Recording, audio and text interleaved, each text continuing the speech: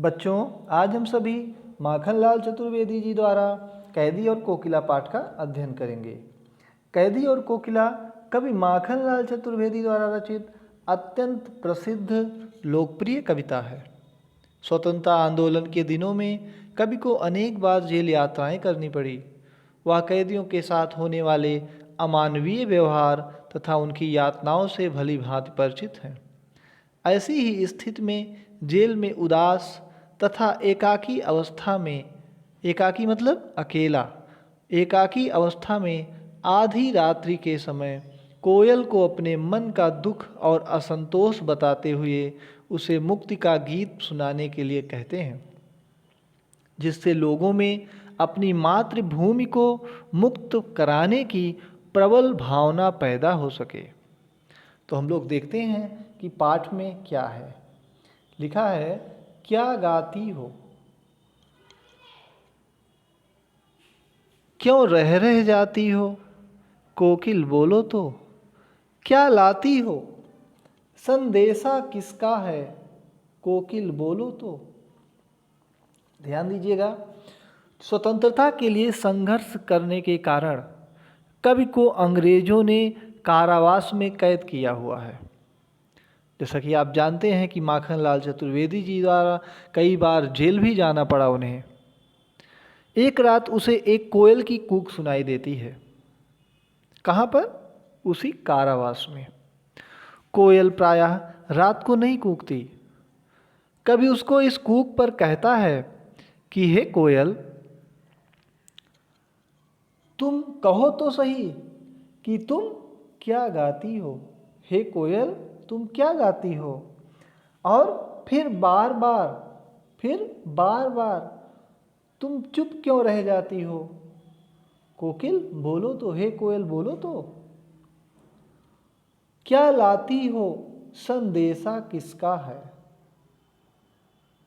कह रहा है, हे कोयल कहो तो सही तुम क्या गाती हो, और फिर बार बार तुम चुप क्यों रह जाती हो। तुम हम क्रांतिकारियों के लिए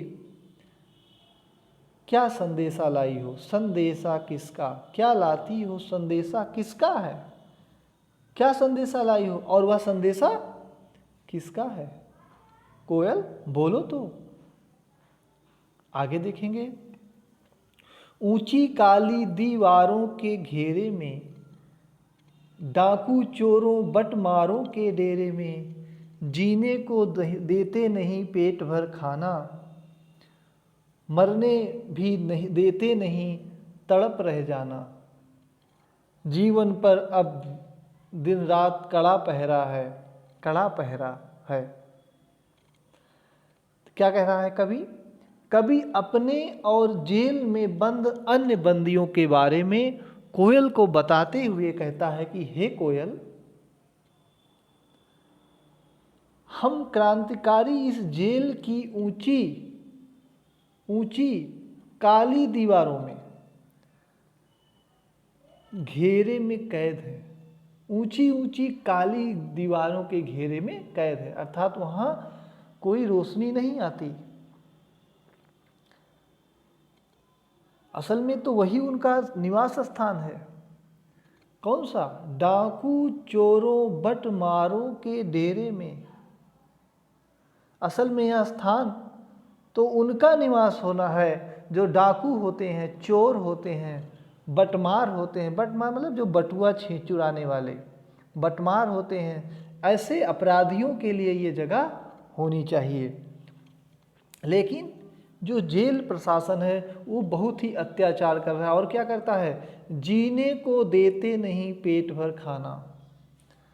अर्थात जेल प्रशासन जो है हमें पेट भर भोजन भी नहीं देता, जिससे मरने भी देते नहीं तड़प रह जाना, जिससे ये हमें न जीने देते हैं और न मरने देते हैं। हम तो बस तड़पते रह जाते हैं, तड़प रह जाना। जीवन पर अब दिन रात कड़ा पहरा है। जीवन पर अब दिन रात कड़ा पहरा है। यहाँ हमारे जीवन पर रात दिन सख्त पहरा रहता है। हम इधर से उधर कुछ नहीं कर सकते। आगे क्या कहता है? शासन है या तम का प्रभाव गहरा है। शासन है या तम का प्रभाव गहरा है। कह रहे हैं कि शासन यानी कि कौन सा शासन? अंग्रेजों का शासन। ठीक है, अंग्रेजों का शासन। अंग्रेजी जो सरकार है, अंग्रेजों की सरकार का प्रभाव गहरे अंधेरे की तरह। किस तरह? गहरे अंधेरे की तरह। तम माने अंधेरा, गहरे अंधेरे की तरह है। कैसा है? गहरे अंधेरे की तरह है। ध्यान देंगे इसका। आगे क्या कहते हैं? हिमकर निराश कर चला रात भी काली। हिमकर निराश कर चला रात भी काली।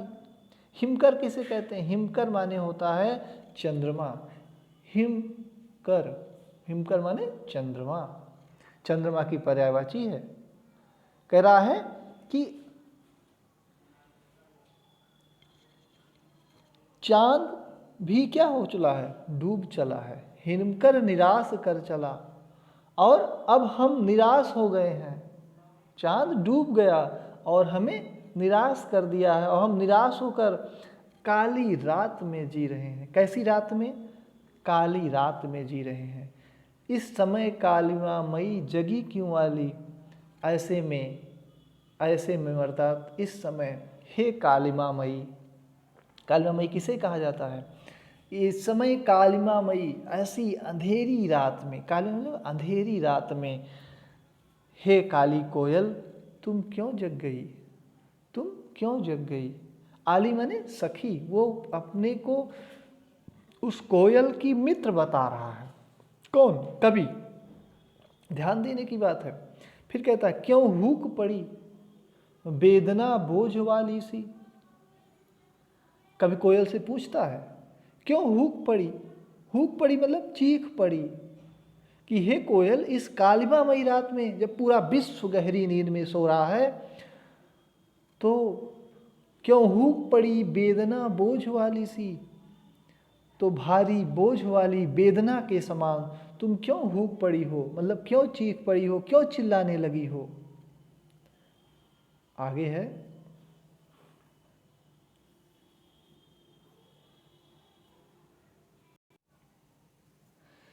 क्या लूटा मृदुल वैभव की रखवाली सी, कोकिल बोलो तो। क्या हुई बावली अर्धरात्रि को चीखी, कोकिल बोलो तो। किस दावानल की ज्वालाएं हैं दिखी, कोकिल बोलो तो। अब कवि कोयल से पूछता है कि हे कोयल, तुम बताओ कि तुम इस मृदुल वैभव की रखवाली करती सी कूकी हो, तो बताओ। मृदुल वैभव, वैभव माने धन दौलत, मृदुल माने मधुर, कि असल में उस खजाने में क्या लुट गया है कि तुम्हें आधी रात में चीखना, अर्धरात्रि में चीखी, कि तुम्हें आधी रात्रि में चीखना पड़ा। क्या हुई बावली, कहीं तुम पागल तो नहीं हो गई हो, या फिर तुमने किस दावानल को देखी। दावानल होता है बेटा, दावानल जो जंगल की आग होती है। 3 प्रकार की आग होती है। एक पेट की आग होती है जिसे जठराग्नि कहते हैं, एक दावाग्नि होती है जो दावानल के नाम से जानी जाती है, ये होती है जंगल की आग, और एक होती है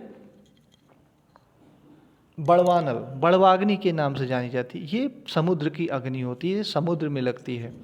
तो कवि कहता है कि या फिर तुमने जंगल में लगी आग की लपटें तो नहीं देख ली। ज्वालाएं मतलब लपटें।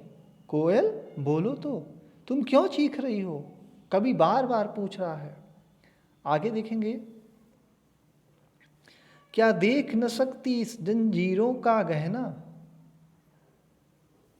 हथकड़ियां क्यों यह ब्रिटिश राज का गहना।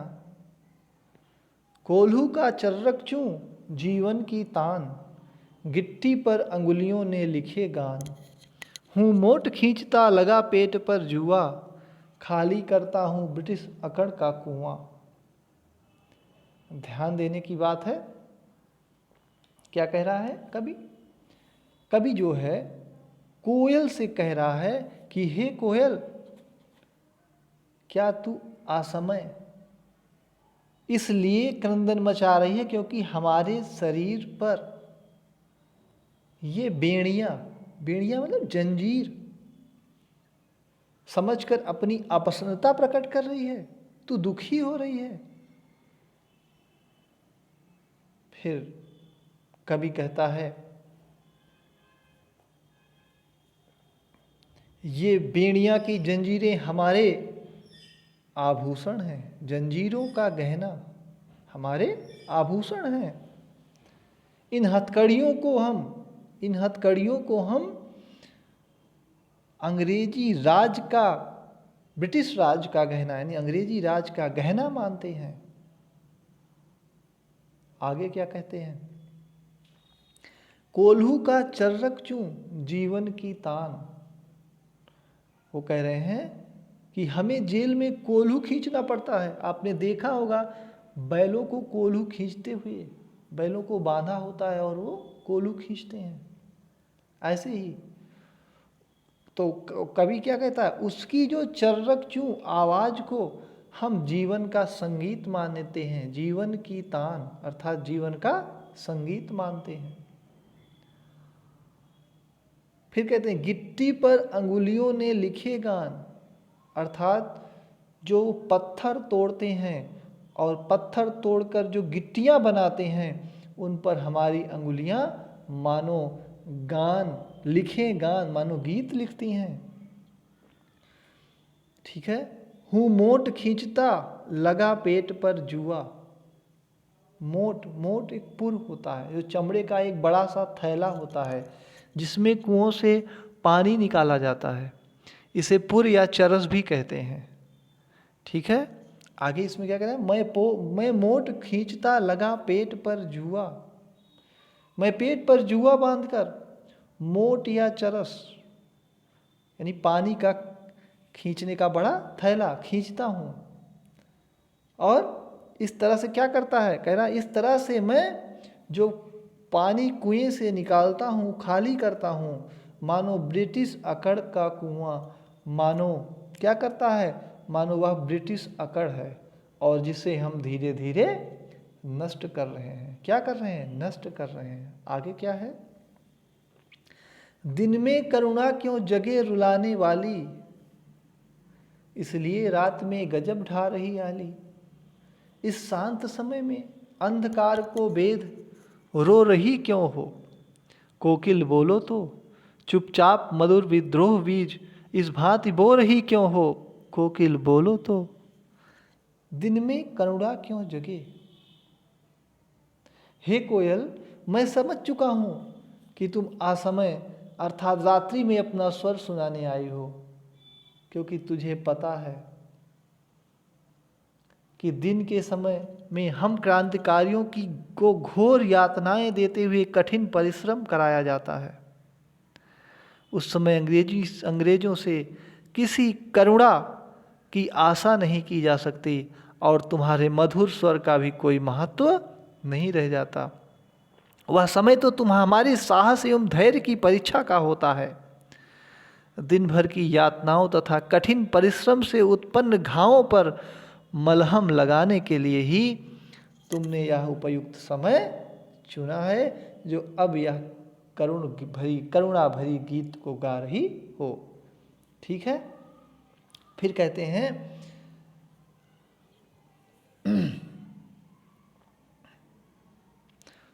कोयल अगर यह बात नहीं है, अगर ऐसी बात नहीं है तो तुम ही बताओ कि इस सुनसान भरी रात्रि में अर्थात इस शांत समय में, सुनसान भरी रात्रि में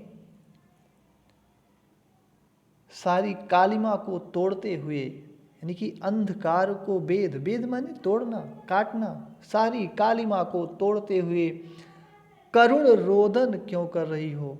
करुण रोदन मतलब करुण क्रंदन अर्थात रो क्यों रही हो। तुम्हें क्या पीड़ा है? रो क्यों रही हो? तुम्हें क्या पीड़ा है? पूछ रहा है कवि। तुम अपनी करुणामयी मधुर आवाज से इस तरह हमारे अंदर चुपचाप क्या कर रही हो? विद्रोह के बीज बो रही हो। मधुर विद्रोह के बीज बो रही हो। अर्थात क्या कर रही हो? बो रही हो। इस भांति बो रही हो क्या? मधुर विद्रोह बीज। अर्थात संघर्ष के लिए गुपचुप तुम तैयारी कर रही हो। हे कोयल, कुछ बताओ तो सही, तुम क्या कर रही हो? आगे क्या कहते हैं? काली तू रजनी भी काली, शासन की करनी भी काली। काली लहर कल्पना काली, मेरी काल कोठरी काली। टोपी काली, कमली काली, मेरी लौह श्रृंखला काली। पहरे की हुंकृत की ब्याली, तिस पर है गाली ए आली। ध्यान दीजिएगा, कवि जो है वह कोयल से कहता है कि इस समय सर्वत्र, सर्वत्र मतलब हर जगह क्या हुआ है? कालिमा छाई हुई है। क्या हुआ है? कालिमा छाई हुई है। और काली तू, रजनी भी काली, तू काली है और रजनी भी काली है, रात्रि भी काली है। और तथा शासन की करनी भी काली। शासन अर्थात अंग्रेजों की जो करतूतें हैं, जो उनका कर्म है, वो भी काला है। काली लहर कल्पना काली, और देश में काली लहर छाई हुई है तथा बुरी बुरी अर्थात काली कल्पनाएं उठ रही हैं। और मेरी काल कोठरी काली, मेरी काल कोठरी अर्थात वो जहाँ निवास कर रहा है वो भी काली है। फिर आगे क्या कहता है? टोपी काली, हमारी टोपी। कमली काली, हमारे कंबल का रंग भी काला है। मेरी लौह श्रृंखला काली, लौह श्रृंखला मतलब लोहे की जंजीरें, जो बेड़ियां हैं, मेरी बेड़ियां भी काले रंग की हैं। और पहरे की हुंकृत की ब्याली, जो पहरेदार हैं, पहरेदारों की हुंकार भी ब्याली, ब्याली मतलब सांपिन, नागिन जिसे कहते हैं। जो पहरेदारों की पहरेदारों की हुंकार है वह भी काली सांपिन जैसी है। तिस पर है गाली ए आली, ए आली, आली माने होता है सखी। क्या होता है? सखी। तिस पर माने इसके होते हुए भी, अर्थात उस पर, तिस पर मतलब उस पर ये लोग बात बात पर गालियां देते हैं। जो शासन है उससे वो बार बार गाली देते हैं, पहरेदार उनकी निंदा करते हैं। आगे क्या है देखते हैं। इस काले संकट सागर पर मरने को मदमाती,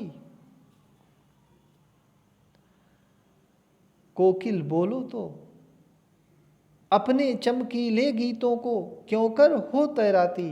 कोकिल बोलो तो।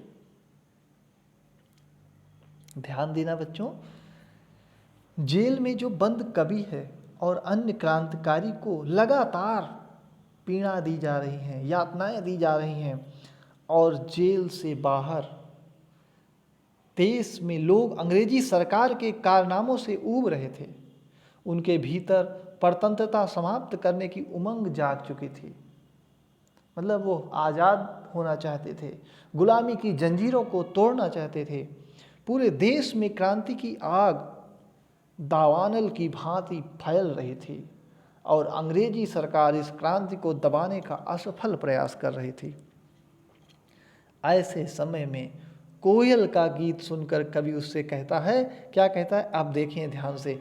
इस काले संकट सागर पर मरने की मदवाती, कह रहे हे सखी, क्योंकि कवि कोयल को अपनी सखी मान रहा है। कह रहा हे सखी कोयल, तुम इस मुश्किल घड़ी में, काले संकट में अर्थात मुश्किल घड़ी में मरने को मदमाती, मरने के लिए उद्यत क्यों दिखाई पड़ रही हो, तैयार क्यों दिखाई पड़ रही हो। कोकिल बोलो तो,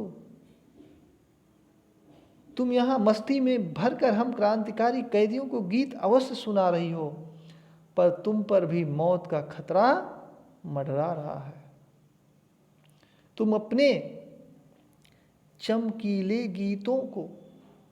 चमकीले अर्थात आशा और उत्साह का संचार करने वाले गीतों को गाते हुए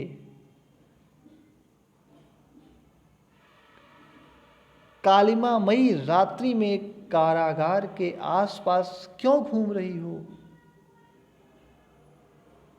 हे कोयल, तुम अपने मुख से कुछ तो स्पष्ट रूप से कहो। हे कोयल, बोलो तो। आगे,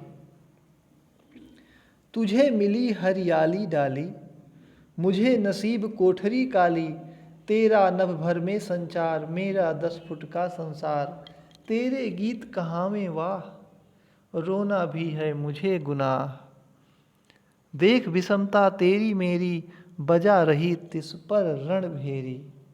बच्चों ध्यान देना,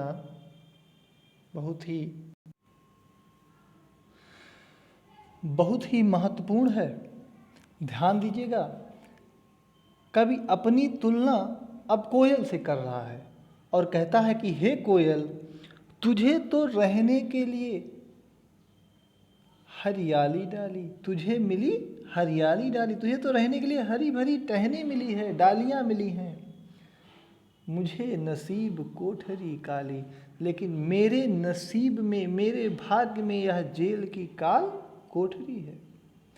तेरा नभ भर में संचार, नभ माने आकाश, तेरा नभ भर में संचार, तू असीम आकाश में घूमती फिरती है, जबकि मेरा 10 फुट का संसार। लेकिन मेरी तो जो दुनिया है वह 10 फुट के कमरे के भीतर सिमट गई है। तेरे गीत कहाँ में वाह, तेरा गीत सुनकर लोग वाह वाह करते हैं, और मेरे लिए तो रोना भी है मुझे गुनाह। मेरे गुनाह माने पाप, मेरे लिए तो रोना भी पाप है, क्योंकि अगर रोता भी हूँ तो शासन के जो ये पहरेदार हैं ये मुझे प्रताड़ित करते हैं। देख विषमता तेरी मेरी, और मेरे लिए तो रोना भी पाप है। कह रहा देख विषमता तेरी मेरी, हम दोनों में इतनी विषमता है, इसे देख कर भी बजा रही तिस पर रणभेरी। रणभेरी मतलब युद्ध का बाजा। इसे देखकर भी तुम युद्ध की भेरी बजा रही हो, अर्थात बाजा बजा रही हो। रण माने युद्ध, भेरी माने बाजा, अर्थात तुम भी लोगों की परतंत्रता से दुखी हो। कवि कहता है कि तुम भी लोगों की गुलामी से दुखी हो और परतंत्रता से मुक्ति पाने को प्रोत्साहित करने के लिए तुम यह रणभेरी यानी युद्ध का बाजा बजा रहे हो। मतलब जो कोयल गा रही है, करुण क्रंदन कर रही, उसको कवि बाजे के, युद्ध के बाजे के रूप में प्रस्तुत कर रहा है। आगे देखेंगे, इस हुंकृति पर अपनी कृति से और कहो क्या कर दूं, कोकिल बोलो तो। मोहन के व्रत पर प्राणों का आसव किसमें भर दूं, कोकिल बोलो तो। अंत में जो जेल की अंधेरी तंग कोठरी में बंद कवि है, वह रात्रि में कूकती हुई कोयल को संबोधित करते हुए कहता है कि हे कोयल, मैं तुम्हारी इस हुंकृति अर्थात युद्ध की ललकार और संघर्ष की आवाज़ को सुनता हूँ, इसलिए तुमसे पूछना चाहता हूँ कि बताओ, मैं अपनी कृति से और कहो क्या कर दूँ। तुम बताओ, मैं अपनी कृति मतलब रचनाओं से और क्या कर सकता हूँ। कोकिल बोलो तो, हे कोयल बताओ। मोहन के व्रत पर, मोहन मतलब गांधी जी का पूरा नाम मोहनदास करमचंद गांधी था। उन्होंने क्या कहा, कह रहे हैं, कबीर कहता, महात्मा गांधी ने स्वतंत्रता प्राप्ति करने का जो दृढ़ संकल्प लिया है मोहन के व्रत पर, व्रत मानव संकल्प, उसे पूरा करने के लिए मैं अपने प्राणों का आसव अर्थात अपनी प्राण शक्ति किसमें भर दूं। आसव माने रस होता है, लेकिन यहाँ क्या है, इसका मतलब प्राण शक्ति से है। मैं अपने प्राणों की जो प्राण शक्ति है उसको किस में भर दूं। हे कोकिल बोलो तो, तुम मुझे बताओ, कुछ तो बताओ। बच्चों, आपका पाठ यहीं समाप्त होता है। आशा है कि आप